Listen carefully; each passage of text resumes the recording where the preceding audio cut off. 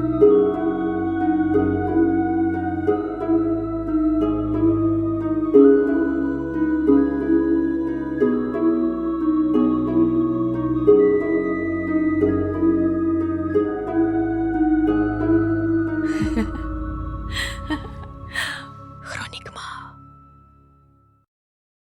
Ever get that feeling, like when you're looking out at the ocean? It's huge, right? And you kind of get this shiver. Not just because of all the creatures down there, but like what else could be down there, you know? Like what's hidden beneath the wave? Yeah, like whole worlds we don't even know about, right? Exactly. Lost cities, forgotten history. I mean, it's got to be down there somewhere, right? Well, that's what we're diving into today. A place that's got that exact vibe, an underwater mystery off the coast of Japan that has people scratching their heads, scientists, explorers, everyone. It's called the Yonaguni Monument. Hmm. And yeah, some people even call it Japan's Atlantis. Pretty dramatic, right? Very dramatic. So set the scene for us. When was this thing discovered? Okay, so picture this. It's the mid-1980s, like 1986. A local diver, Kihachiro Aratake, is out there looking for hammerhead sharks. Makes sense? Those waters are known for them, right? Totally. And it was a pretty common thing for him to be diving in the area, Well, but this time he sees something completely unexpected just sitting there on the seabed. not your usual hammerhead. No, not at all. Not even like a typical coral reef or just rocks. This thing looked like it was shaped on purpose, almost like some kind of building. So for decades now, the big question has been, is this a real deal, like lost city from some ancient civilization? Right. Or is that Mother Nature just showing off her artistic skills? That is the mystery we are tackling today. And we've got some serious sources to help us figure this out. We've got news reports from BBC News Mundo and BBC News straight from the journalistic front lines. Then there's a really interesting article from Indy 100 that gets into the nitty-gritty of the debate. We've also got the Wikipedia entry on the Yonaguni Monument, which gives a really good overview of all the research and theories out there. Oh, and the Japan National Tourism Organization website gives a cool perspective from a diver's point of view. So we're covering all the angles here. Exactly.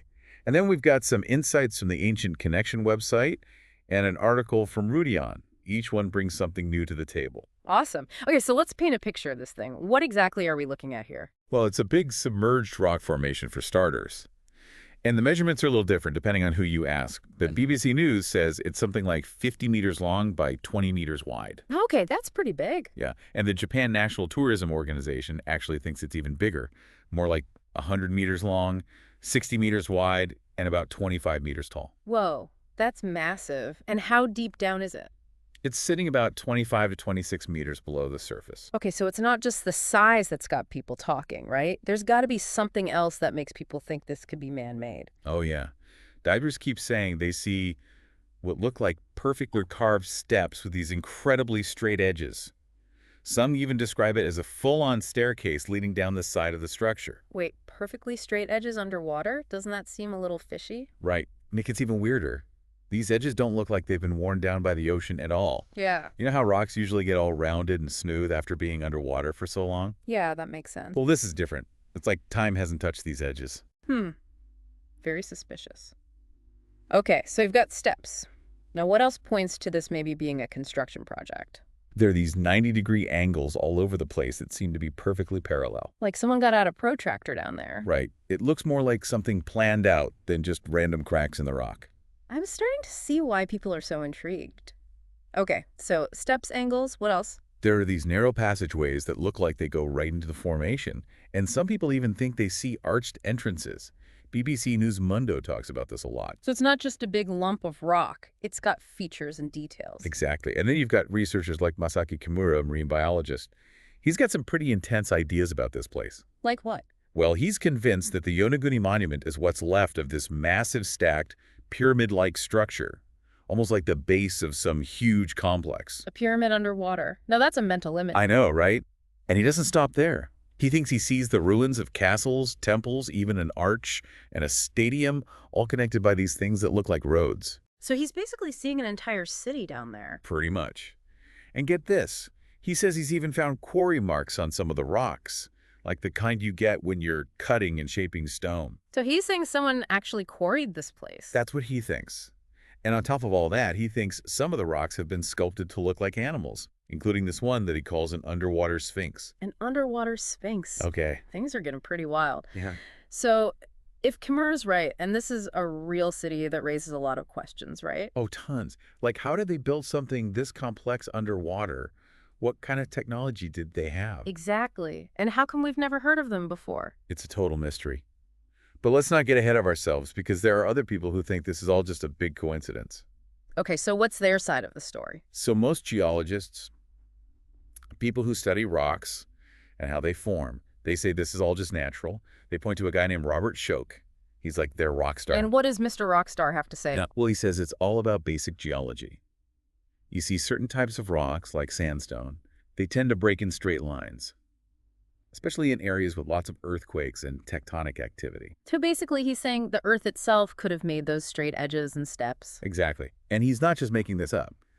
The Wikipedia entry mentions that the rocks at Yonaguni are mostly sandstone and mudstone from something called the Lower Miocene Yayama group. Okay, I'm going to trust you on that one. Sounds pretty technical. It is.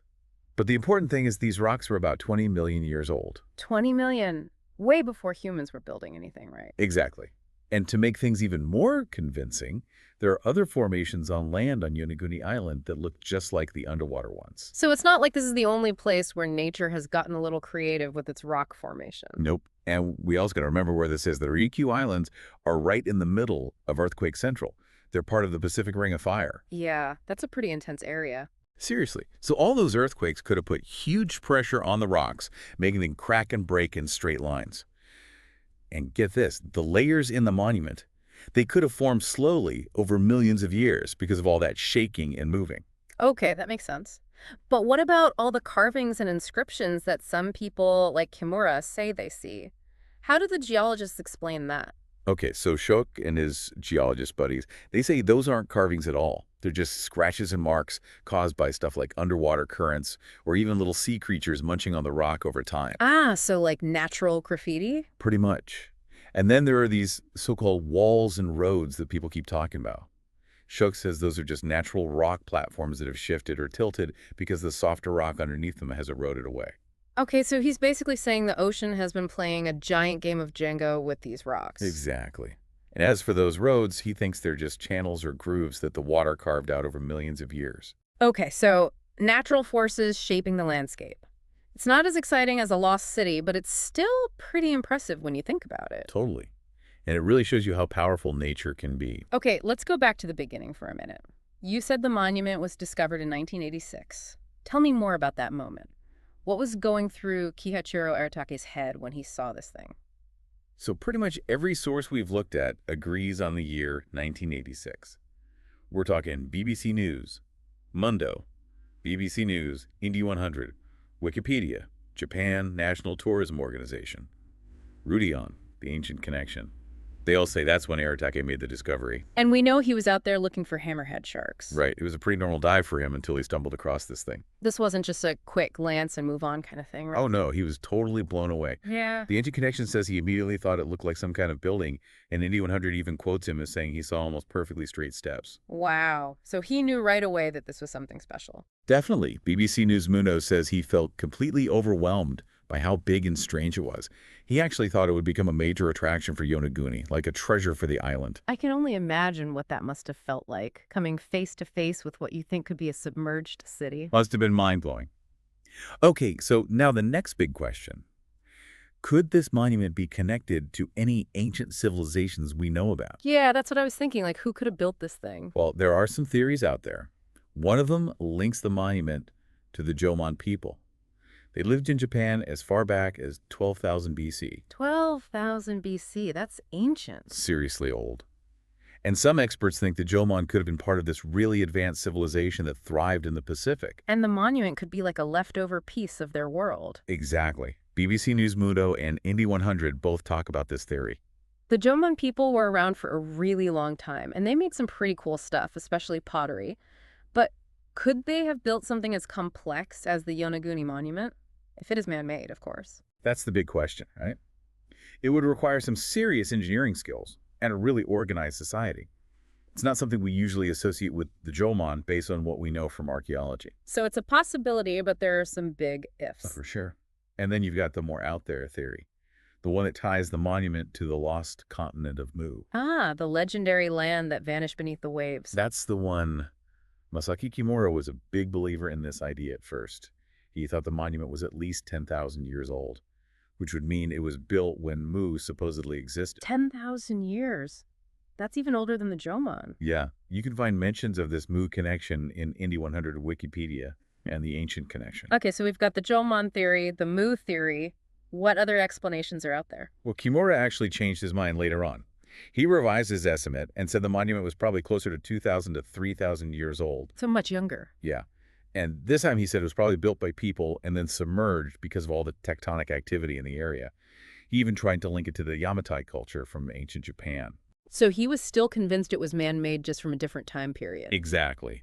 But both Wikipedia and the Ancient Connection mentioned that an archaeologist named Richard J. Pearson thinks this new timeline and the Yamatai connection are pretty unlikely based on the archaeological evidence we have. So even the people who think it's man-made can't agree on when or who built it. It's a tough one, especially since we don't have any definitive artifacts or inscriptions from the site that could tell us for sure who was there and when. It's like a giant underwater puzzle with some pieces missing. That's a good way to put it. Yeah. But there is one more thing that might shed some light on all this. The Piedras Rosetta de Okinawa. The what? Piedras Rosetta de Okinawa. It means the Rosetta Stones of Okinawa. They're these carved stones with mysterious inscriptions on them that were found near Yonaguni. Like the real Rosetta Stone that helped us decipher Egyptian hieroglyphs. Exactly. People are hoping these Okinawa stones could do the same thing for this potential ancient civilization. So they could be the key to unlocking the secrets of the monument. Maybe. But we still haven't figured out what the inscriptions say or how old they are. So it's still a big question mark. Okay, let's switch gears for a minute and talk about the environment around the monument. We've already talked about earthquakes, but what about tsunamis? Could those have played a role? Oh, absolutely. The Pacific Ring of Fire isn't just about earthquakes. It's also a breeding ground for tsunamis. And Indy 100 mentions that the Ryukyu Islands have been hit by some seriously devastating tsunamis in the past. Like, how devastating are we talking? Back in 1771, a massive tsunami over 40 meters high slammed into Yonaguni Island. 40 meters? That's like a 13-story building. I know. It was a total disaster. And research shows that these kinds of tsunamis happen in the region every few hundred years. So these aren't just little waves. We're talking forces of nature that can reshape the coastline. Exactly. And that's why some people think a tsunami could have been what sank the monument. If it was man-made, that is. So a giant wave could have swept in and pushed a coastal structure underwater. It's a pretty dramatic scenario, but it's definitely possible considering the history of tsunamis in the area. Okay, so let's sum up everything we've talked about. What are the main theories we're left with? Well, it boils down to two main ideas. One is that the monument is completely natural, sculpted by millions of years of earthquakes and erosion. Okay, that's the geologist's view. Right. And the other idea is that it's an ancient site built by some lost civilization that we might not even know about. And that's the more adventurous theory. Definitely. So what do you think? Honestly, I'm on the fence. It's hard to ignore the evidence that points to it being man-made, those straight edges, the steps, the angles, but the geological explanations are pretty convincing too. I hear you. It's a real head-scratcher. Yeah. And it's made even more intriguing by the fact that the Japanese government hasn't really taken a stance on it. What do you mean? Well, neither the Japanese Agency for Cultural Affairs nor the Okinawa government consider the monument to be a culturally important artifact. Really? So they're not doing any research or trying to protect it? Nope. Both Wikipedia and the Ancient Connection mention this. And it's kind of surprising considering all the attention it's getting. It's like they're just ignoring this giant underwater mystery. It does seem that way. And some people think that's why we see so many fringe theories popping up. Because there's no official word, so people are free to speculate. Exactly. And, people like Graham Hancock who believe it's man-made, Yeah. they say the fact that there are so many weird formations all clustered together makes it really unlikely that it's all natural. That's a fair point.